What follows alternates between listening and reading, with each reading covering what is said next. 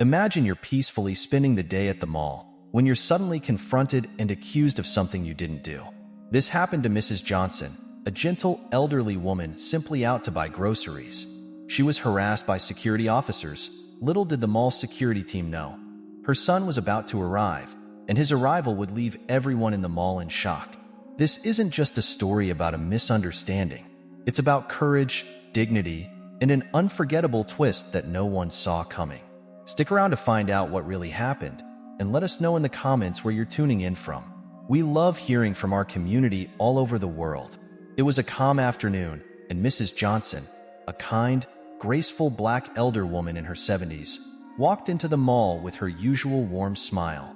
Her silver gray hair and gentle demeanor made her a well-loved figure in the neighborhood. Despite her slower pace, she moved with a sense of purpose, her cane tapping in time with her steps. Mrs. Johnson was shopping for a few essentials: bread, milk, fresh vegetables, and a box of her favorite tea. With her bags nearly full, she felt the familiar ache in her legs but continued on, savoring this small, peaceful outing. Despite her age, she still tried to remain as independent as possible, preferring to handle her errands by herself. As she approached the exit, her pace slowed, and she took a deep breath, enjoying the moment of calm before heading home.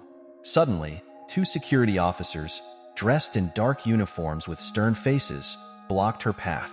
There were large men towering over her, and their faces looked cold and suspicious. Mrs. Johnson, startled, looked up at them with wide eyes. "Ma'am, we need to talk to you," one of the officers said in a low, accusing voice. He crossed his arms as he stood in front of her, making it clear that they weren't going to let her pass. Mrs. Johnson blinked, confused. "Is something wrong?"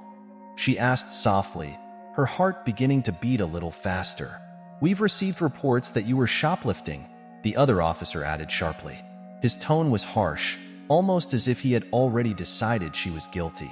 Mrs. Johnson's smile faded. Shoplifting? Her. The accusation stung, making her heart race even more. Her fingers clutched the handle of her cane a little tighter. "No, sir," she said, her voice trembling slightly. "I paid for all of my things." She reached into her bag, trying to pull out her receipt, her hands shaking with nervousness. She found it and held it up, but the officers didn't even bother to look at it. "We need you to come with us," the first officer said firmly, ignoring her attempt to show them she had done nothing wrong. Mrs. Johnson felt her stomach twist in knots. Her mind was racing, trying to understand what was happening. Why wouldn't they just check her receipt and let her go? She had always been so careful, always doing everything the right way. Why were they treating her like this? But I didn't steal anything," she tried to explain again, her voice shaking more now. She felt panic rising in her chest. They weren't listening. Without warning, one of the officers reached out and grabbed her arm. The sudden grip made her flinch, and she nearly dropped her cane. "Let's go," he said, pulling her toward the back of the store. Mrs. Johnson felt her heart pounding in her ears. She couldn't believe this was happening. She tried to pull her arm free, but the officer's grip was too strong. "Please," she begged. "I haven't done anything wrong." But the officers didn't care. They pulled her harder, and the pain shot through her old, tired body. She glanced around the mall, hoping someone, anyone, would come to her aid. People were watching, but no one moved. They just stood there, whispering to one another, casting judgmental glances. Mrs. Johnson felt utterly alone. Tears welled up in her eyes. She had never been in trouble before, never even raised her voice to anyone. And now, here she was, being dragged through the mall like a criminal. It was humiliating. It was terrifying. Her breathing grew shallow, and her vision blurred as the tears began to spill over.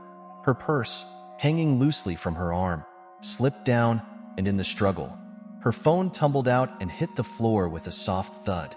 The officer kept dragging her toward the back room, not even noticing. Mrs. Johnson noticed, however.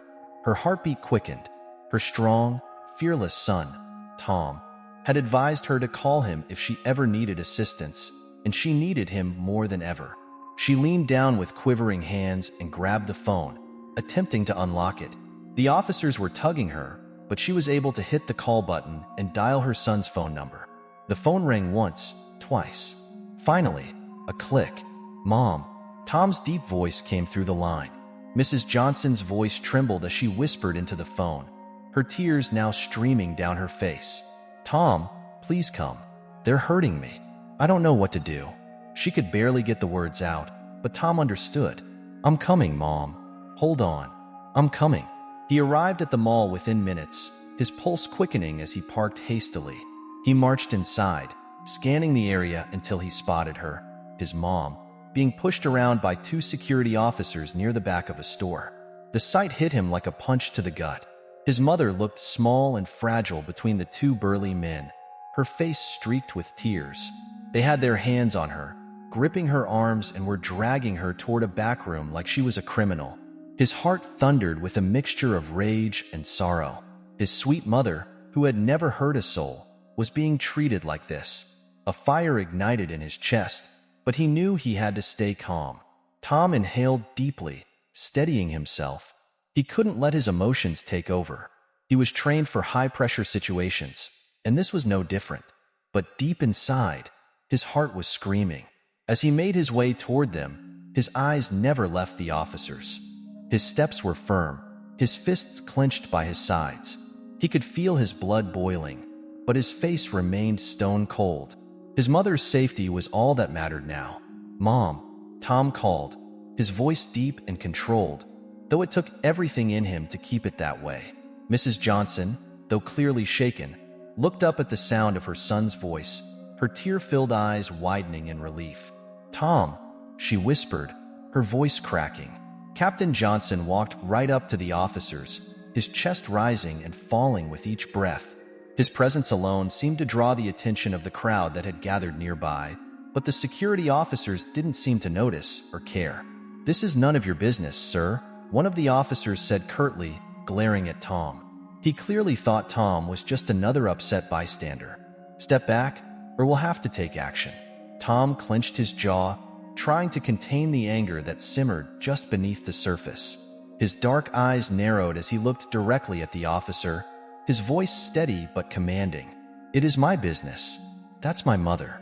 The officer blinked, momentarily caught off guard by the sheer authority in Tom's voice. But instead of backing down, the officer tightened his grip on Mrs. Johnson's arm, almost as if to prove a point. Tom's hands balled into fists at his sides. He wanted to knock the man's hand off his mother, but he kept his cool.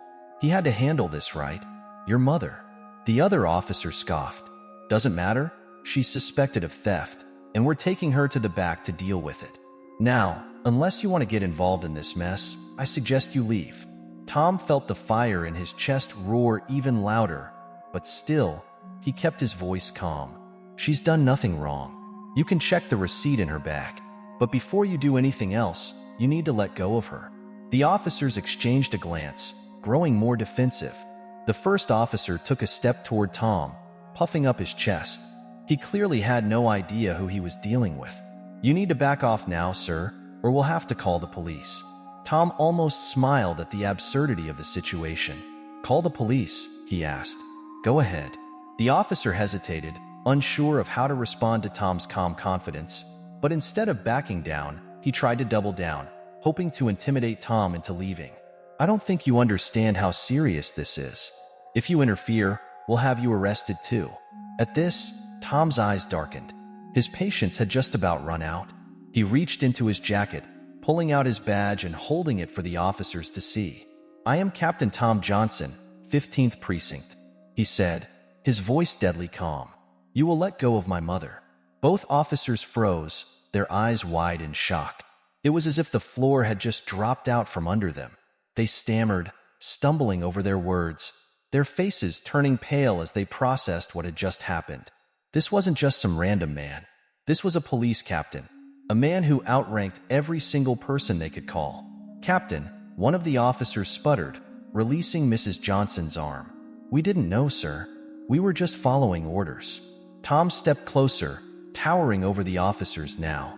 His mother was safe, but the anger he had kept at bay was now simmering just beneath the surface. He stared the men down, his gaze sharp enough to cut through stone. "You didn't know," Tom repeated, his voice soft but dangerous. You didn't think to ask, did you? You didn't think to check the receipt, to listen to her, or to treat her with respect. The officers were speechless. One of them attempted to stammer an apology, but Tom cut him off with a harsh glance.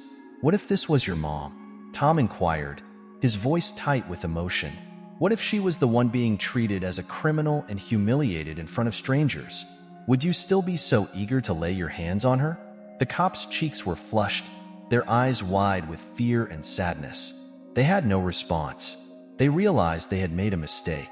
Tom looked at his mother, his expression softening as he softly took her hand. Are you okay, Mom?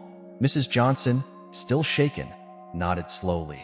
I'm okay now, Tom, she whispered, her voice trembling. Tom squeezed her hand reassuringly, then turned back to the officers. You'll be hearing from Internal Affairs about this, he said coldly.